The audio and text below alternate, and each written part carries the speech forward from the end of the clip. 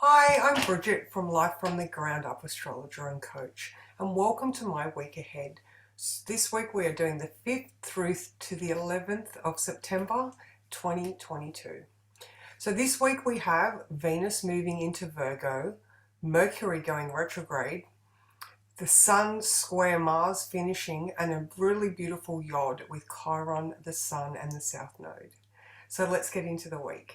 So Monday sees a two-part day. So we have the morning, like 11:30, before 11:30 vibe, where we have the moon and with the moon at 29 degrees of Sagittarius and Venus at 29 degrees of Leo.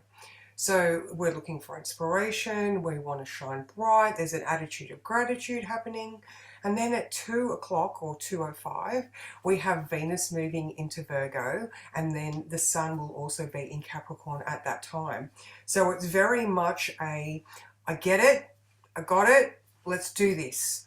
We need to figure out what we need, what details need to happen for us to actually get this new project started and moving.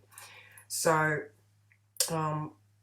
there is a new chapter unfolding, as everybody is well aware of. We are in a phase of the world where we are leaving past things behind that have held us back and stopped us writing our own futures. So this is a beautiful beautiful feeling for the day. It's time to get to business. Okay, so Tuesday we have a beautiful grand earth trine. So this is a wonderful day for getting business plans into action. Okay, we're looking at the Sun in Virgo, the Moon in Capricorn, and it is trining that Uranus North Node in Taurus. So budgets, where are the funds coming from? Are there the new things that you need to learn to secure this path forward? Do you have a manifesting list? And what does that look like? Are the words you're using accurate? You know, like if you actually got what you wanted, would that be the thing that you wanted? You know, it's time to, be finicky about the details and the things that you are saying. You know, your antenna is the thing that puts out your vibes to the world for you to manifest. Are the words you are using in present tense, and do you feel the good feels around the manifesting that you're trying to do? Okay, now Venus is in Virgo now, which is her fall, but try not to let the inner critic take over. Her discriminating and analytical attitude and perspective is crucial for us to unpack these new things that we're trying to get happening. We've got to love it. If you don't love it, what are you doing? All right. Now, also remembering that we're coming up for a full moon in Pisces. So dream, start to sort of, like I said, with the manifesting, the moon is going to be conjunct Neptune at the time of the full moon. Get your manifesting list in order now. Make sure that you're talking what you actually want. Okay. So as we move through until Wednesday, that is the moon coming into its monthly conjunction with Pluto. Sorry, that was Tuesday, but Wednesday we're feeling it more. So, how can you do things differently this time so that the emotional transformation that you're going through will stick this time? I don't know. I just feel like there's a time and a place where you have to see that your words are the same. If nothing's changing, then change your words. Okay. So later on during the day on Wednesday, we have Mercury stuck at 8 degrees for a while. All right, so it's going to be at 8 degrees through until the 14th of September, and then it will revisit this 8-degree mark on the 17th of October. So maybe just having that in the back of your mind, that the conversations that we're having right now, they're not really unfolding as quickly as you want them to be. But Venus in Virgo is going to really comb through all of those details and make them as self-relevant as she can. And this is a good thing. Okay, Thursday we have a lovely, helpful grand trine, another one. The first one was in Earth, where we were looking at the practical applications of things. This one is now in air. So we have the Mercury in Libra, we have Mars in Gemini, and we have the moon now. The moon goes into Aquarius at, I don't know what time, sometime during the day. Sorry about that. But anyway, it's a great day to say what you actually mean in partnerships, all right? So this emotional detachment that the moon gives you, the ability to just say what you mean without worrying about hurting other people's feelings, because the outcome is more important. Now, just remembering that Mars is in Gemini and can be quite aggressive in his conversation style at this time, and Mercury is not going anywhere at that 8 degrees of Libra. So Mercury is concerned with how can we make this fair and equitable. Mars just wants to get his voice heard, and the moon is like, I don't care about either of you. It's conjunct Saturn. It just wants to get the job done. All right, so let's just get the things in place that need to happen, because ultimately it's still going to get done regardless. All right, so now during Thursday, Venus is actually going to be unaspected. So she is ruling Mercury, and she is also ruling that Uranus North Node conjunction in Taurus.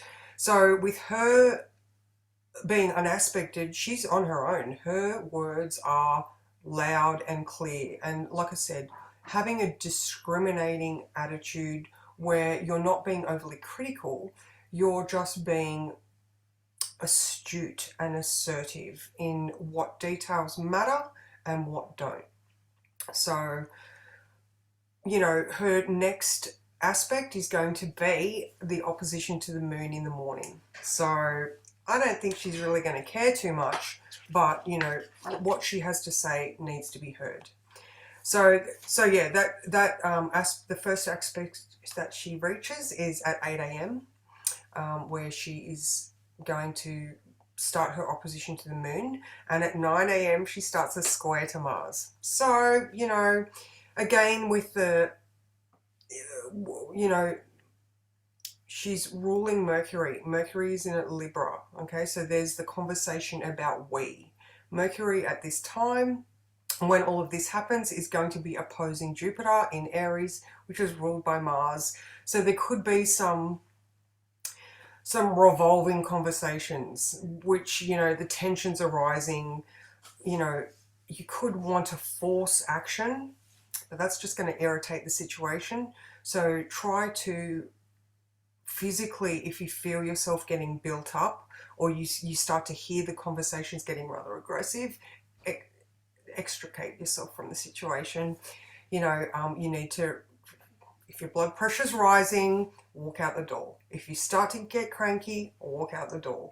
The situation's still going to be there, but you are going to be in a better emotional and physical space if you do not let these tensions rise too much that they're actually affecting you physically. All right. Now the moon moves into Pisces, which is the full moon that we are going into at 2:40 p.m. on the Friday. So, you know, you might actually start getting into a bit of a feeling of a bit more compassion and empathy. Maybe the tensions will dissipate a little bit. You know, maybe some resolve can start to come into the situation when that moon moves into Pisces, or you could just grab a bottle and want to drink your way out of the situation. Not the greatest option, but a possibility. So Saturday we see Mercury going retrograde at 1:37 p.m. Australian Eastern.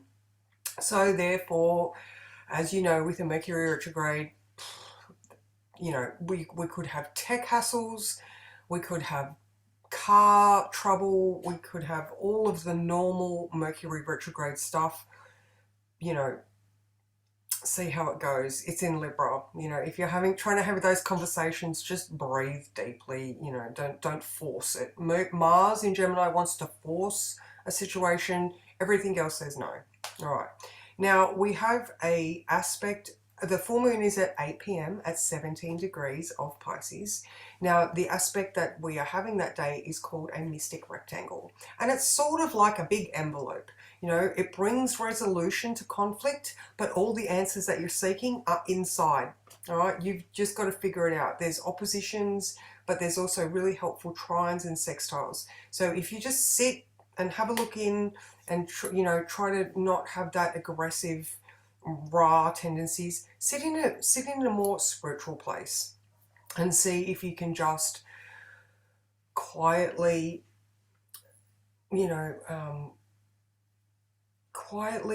don't know, ask for the answers, intuit the answers, dream, who knows, just try to dissipate the tensions, in a Piscean way. Okay, and just remember that, with Mercury retrograde and all of this tension, and it being in Pisces, this is, your antenna is fully activated. This, as I was talking about at the beginning of the week, your manifestation lists are really, really important at this time because, spiritually, you are putting things out to the universe. Having a moment to stop and just have a look at the thoughts that you're actually thinking, which is what you're putting out to the universe, could be really, really, really, really helpful. Because, this is reflecting back on to you as an individual. If the tensions are in partnerships, it comes back to you. What is your part of this equation? So, okay. Now, Sunday, we still have the Pisces moon up until 4:47 when it moves into Aries. So we've had a fairly cruisy, feely weekend. Or it's still Sunday when the moon moves into Aries, but you might get to the point where you're like, okay, I get it, I'll do it. All right, so there could be the clarity has been uncovered. You could have that, it's going to be a Mars ruled moon, Mars in Gemini. You could just be, you could reach a point where, even with the retrograde, it might have just been a misunderstanding a couple of days ago, that it's gone forward and then it comes back and you might gain that little bit more clarity. It might not be totally finished, but you could have enough information now to move on just that little bit further.